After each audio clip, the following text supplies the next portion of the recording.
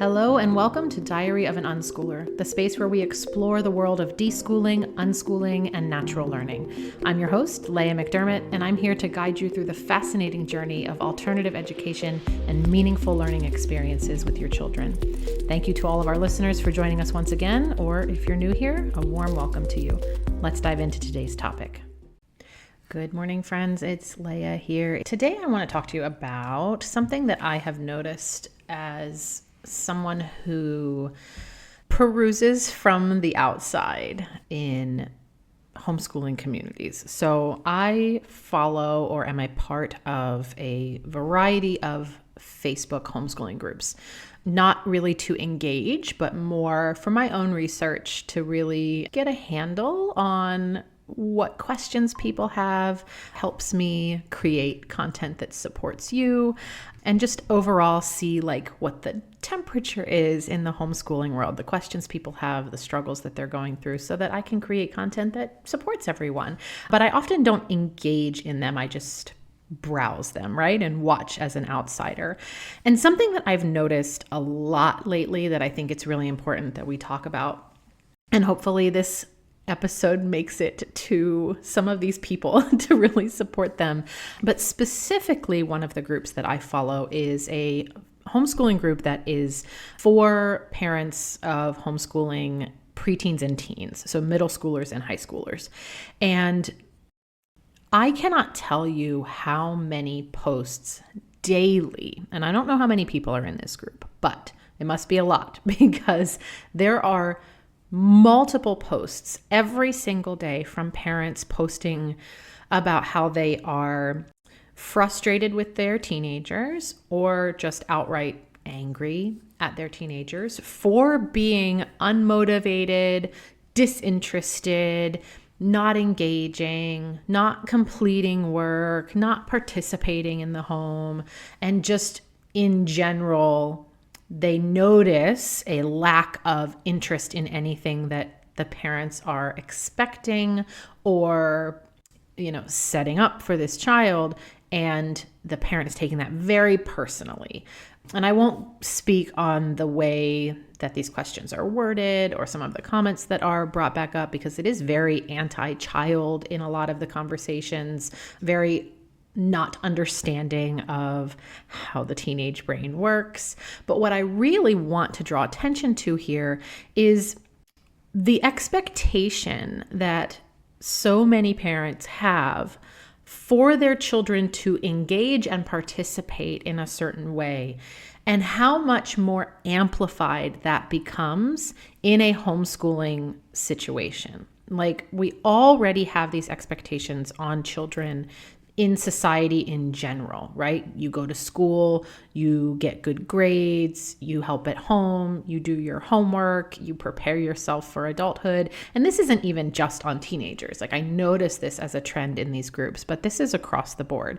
The expectations that we have and that we place on our children are already far beyond what is developmentally appropriate for a child, and really unfair for another human being in general.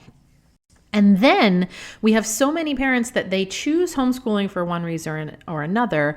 They don't do any of the important deschooling work to help them change their mindset about what learning looks like, how childhood happens, and how children develop, and just breaking down those old beliefs in general. We don't do that work.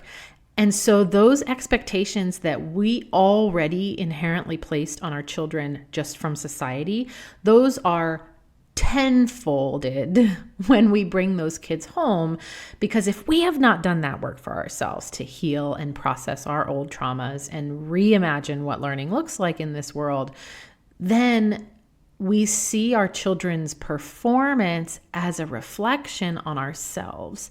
And then we feel like we are failures if our children are not performing and participating and engaging in the way that we deem appropriate, if we have made sacrifices, if we have altered our career paths or our schedules to bring them home. There's this expectation that because we were doing something against the grain, we've done it, we've made these sacrifices, our children should participate even more. And what's wrong with this, and the missing piece here, yes, is deschooling. We're going to talk about that all the time here on this show. But the missing piece in this instance is an understanding of dysregulation. And I know that this is a word that is often used in the neurodiverse community, but it is something that every human can be. And I very firmly believe that most of us are existing in a constant state of dysregulation, where we are not feeling safe, where we are not feeling like we can tap into our highest selves, our creativity, our passions, our interests.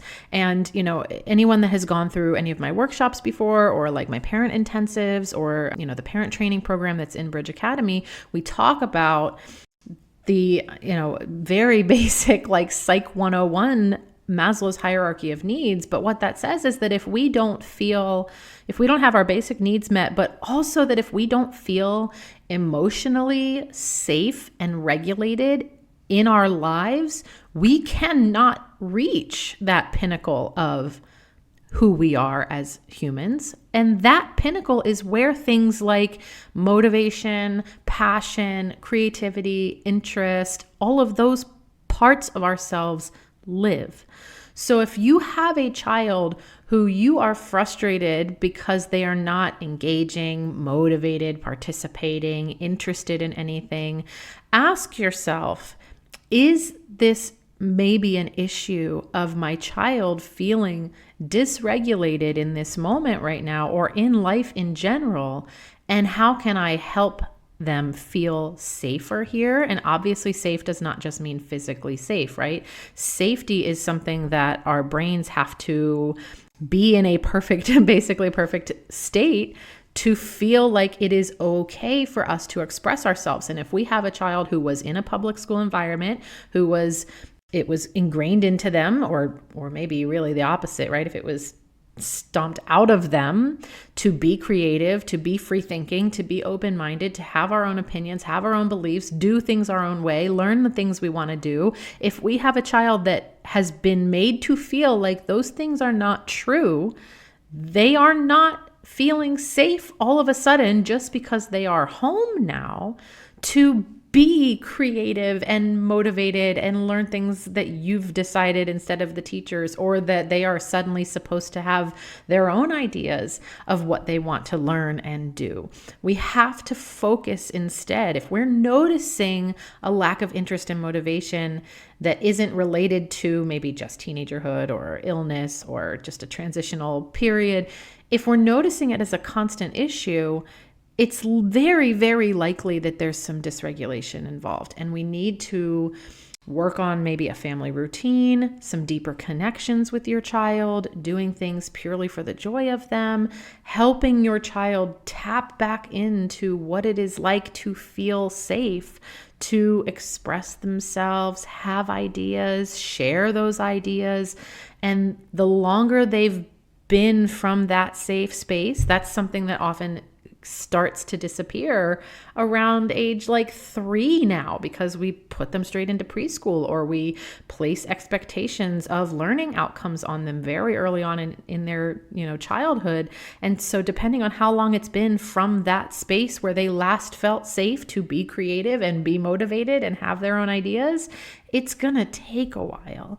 And so we need patience, we need understanding, we need trust. And we need to, as their parents, be that person that is understanding of their situation and help them get back to that space where they feel safe enough and regulated enough to want to be motivated and encouraged and engaged. And there's no timeline for that. Every child is going to be unique. Every trauma is going to be unique. And we have to be willing to work with that. And I'll leave you with one final thought, which is, if you're noticing this about your child, we often need to turn inward and ask ourselves if we are maybe dysregulated in our daily lives, and how can we come back to feeling safe to be expressive and creative in our own way. All right, just some food for thought for you today. I'll see you tomorrow. Bye. Thank you for joining us on another episode of Diary of an Unschooler. I hope today's discussion provided valuable insights for you into the world of unschooling. Remember to subscribe and leave us a review if you found this episode helpful. I record multiple episodes on a variety of topics every week, so make sure to come back soon to dive into more about unschooling and natural learning. A big thank you to our team for making this episode possible. I'm Leah McDermott, reminding you to embrace the journey of learning naturally with your children. Until next time, take care, and remember, all life is learning.